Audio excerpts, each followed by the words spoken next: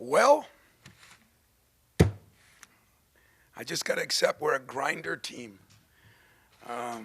Every time we got a big lead, 9 points, 12 points, we just found a way to make us uncomfortable. But give us credit. We grind it out. And I guess we're not going to be pretty, but pretty doesn't get you any wins anyway.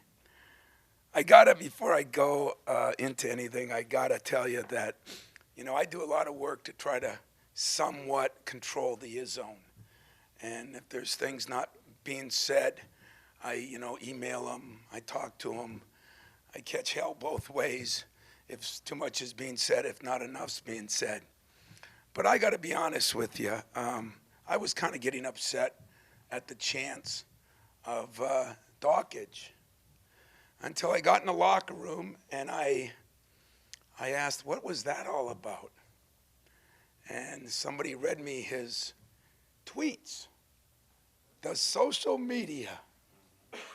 And if I would have known that before the game, I would have embarrassed myself almost as much as he embarrassed himself, and I would have led the chance.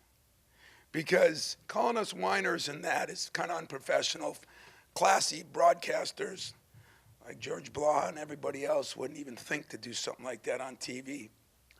But saying our students couldn't get in there, and he's doing games for Michigan when his son's there, that is a disappointment, and that is ridiculous. And I think it's funny because I got no respect for him for that. And I'm going to publicly say it. You can tweet it, you can read it, you can do whatever you want with it. But Twitter got him in trouble, and he earned it. And I'm surprised ESPN would let somebody say something like that. That works for him. So that's off my chest now. Another one for Twitter. Another one for Twitter. But Danny owes our fans and our students an apology. And I probably won't get it. But, I've always gotten along with Dan. But as you know, seems like this year a lot of people have been mad at me. But I would have loved to get in that Izzo and join those chants if I was on Twitter. Thank God I'm not. Thank God some of my friends are. So there's the commercial today, and now we'll get back to the game. I thought we played very, very good basketball at times. I'm a little disappointed in you guys on that because you're all just looking like that was okay. You think that was okay? Huh?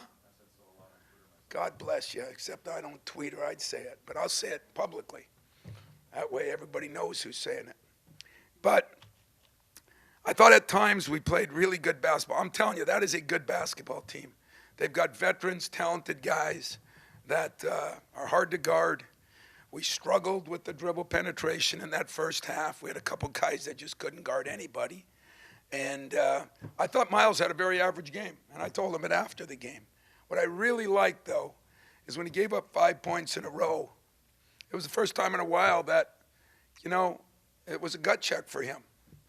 And like great players do, he rose to the occasion. And I think that'll be the best thing I got out of tonight, Alvin Ellis stepped up. Nick Ward did a pretty good job. We covered the ball screens better. We just didn't have some guys that defended as well as we needed to. But when you ask me about our substitutions and why this team turns it over, hey, we're going to keep trying to improve on it. We had 5 the first half and 11 the second. But we're a grinder team, guys. And you know what? I'm proud of my guys for being that way. It's a blue-collar team. I don't mind people calling me a blue-collar coach or blue-collar team. So all in all, I think we beat a good team. There is pressure on these guys. Everybody knows I already unleashed the white elephant in the room. I already talked about it. But I was proud of my guys tonight for hanging in there. And we've been practicing better. We've been playing better. It's those stretches, up 12, up 1, up 9, down 1. And I think I've done a poor job of using my timeouts. I know in the NBA, somebody goes on maybe a 6-point run and there's automatically a timeout. But those guys have 20 of them. When they cut our extra timeout, it really makes it hard for me to do that, and I think I've done a poor job of that, so I'm going to have to really evaluate my own ability to stop runs like that. So questions, love to answer them. Tom, I'd like to ask you about Alvin real quick. Yeah. I mean, obviously stepped up, made the 6 3-pointers. That's a guy that could have quit a long time ago and hasn't and stuck with it, and you've stuck with him. Would you talk about tonight, please?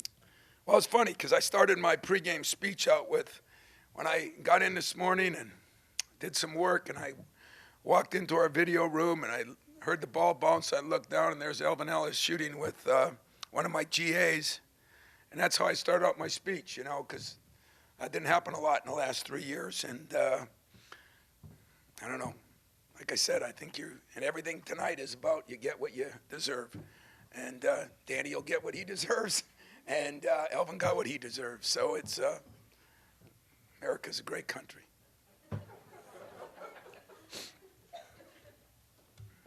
Tom, after the Iowa game, I remember you saying maybe it was bad coaching on your part by playing Miles for 37 minutes tonight. It looked like maybe early in the second half, maybe you got a little bit of fatigue. Two-part question here. Just your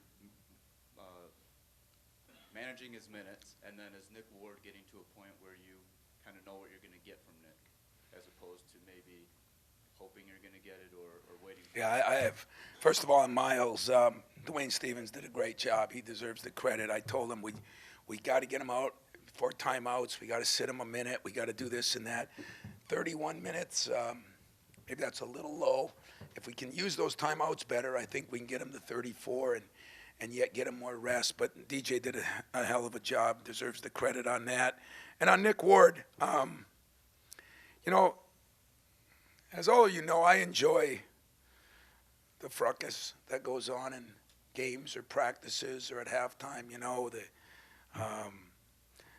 And Nick's been Nick's at times, but this last 2 weeks, or a week and a half, he's really taken a big step up. I'm afraid to give him too much credit, but I really do. I mean, I am knowing what I'm getting. He's got to learn to kick it out a little bit better, but he's posting up deeper, harder. He's doing a better job on the ball screens. Just a lot more focused. I give him, Alvin was great, and Miles was great. But other than a couple plays, Nick did some things that would help us win 2 or 3 games, including going 5 for 6 from the free throw line. I mean, that's pretty good. So give DJ credit on that too. So maybe DJ should coach the team. He did a hell of a job with him on the free throw shooting too. Coach, you talk about the ebbs and flows. I want to focus on the start, though, and Alvin was a big part of that, but it wasn't just him. It seems like you guys came out determined to throw the first punch, do it early and often, attacking the basket. Was that a mindset coming in overall, specifically according to how you wanted to attack Ohio State? Where did that come from?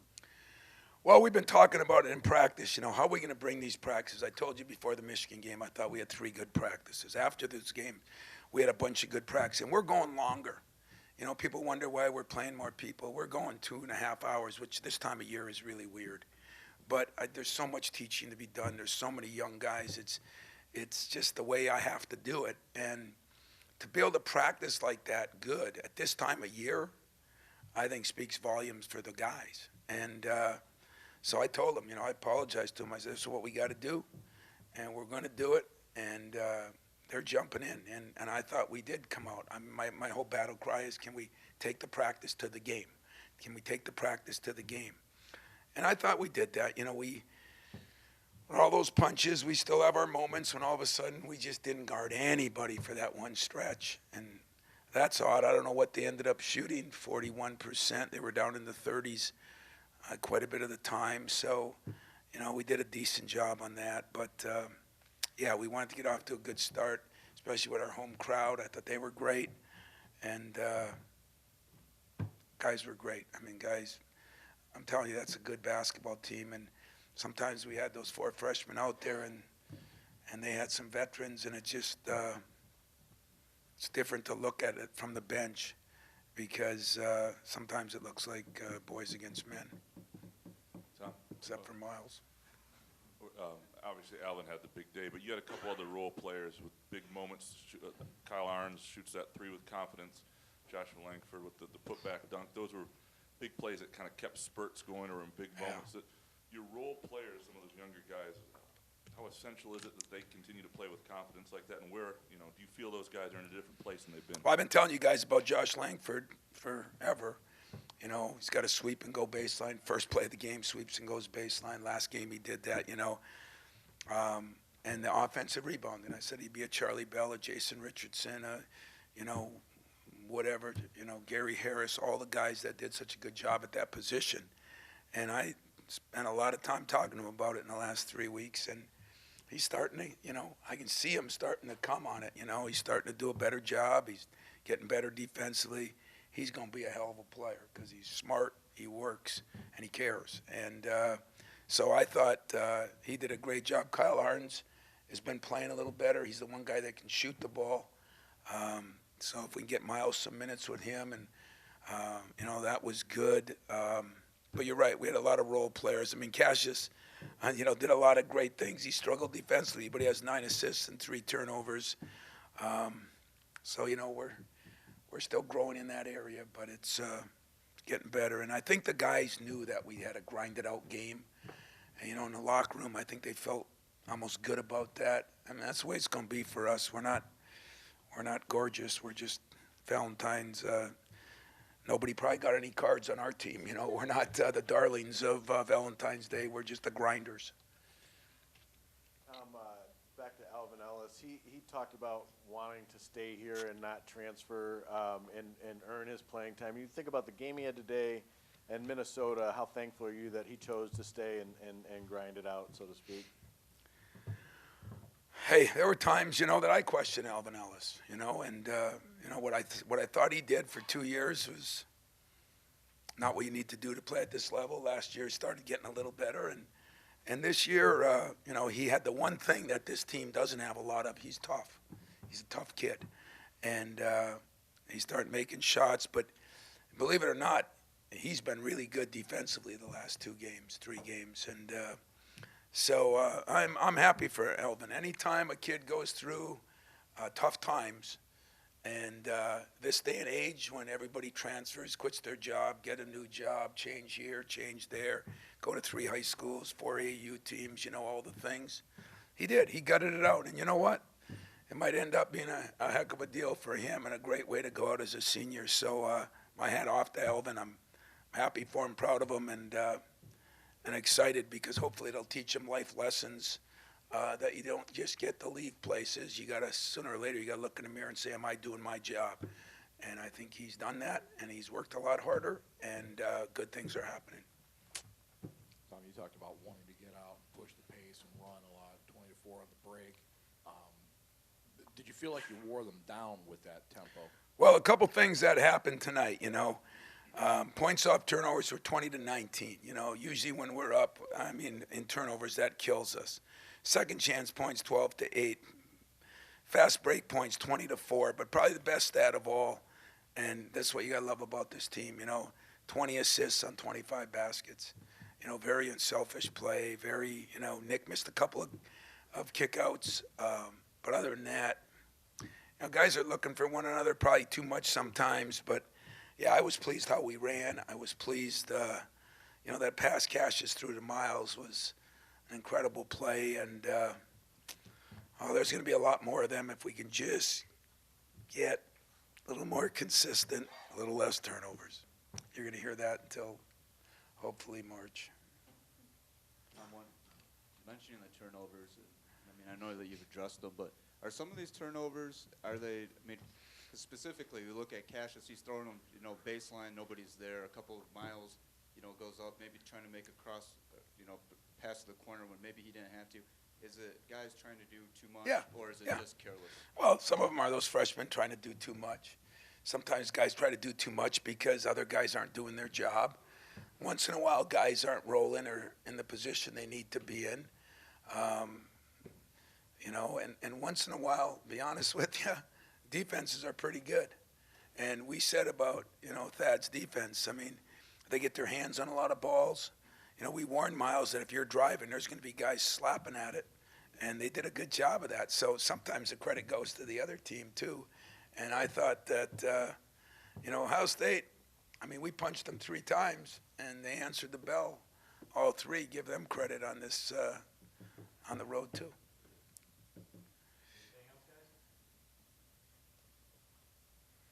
God, you guys must like Twitter so much. You didn't even let me enjoy this moment of ripping Twitter. I am disappointed in you guys. He got it.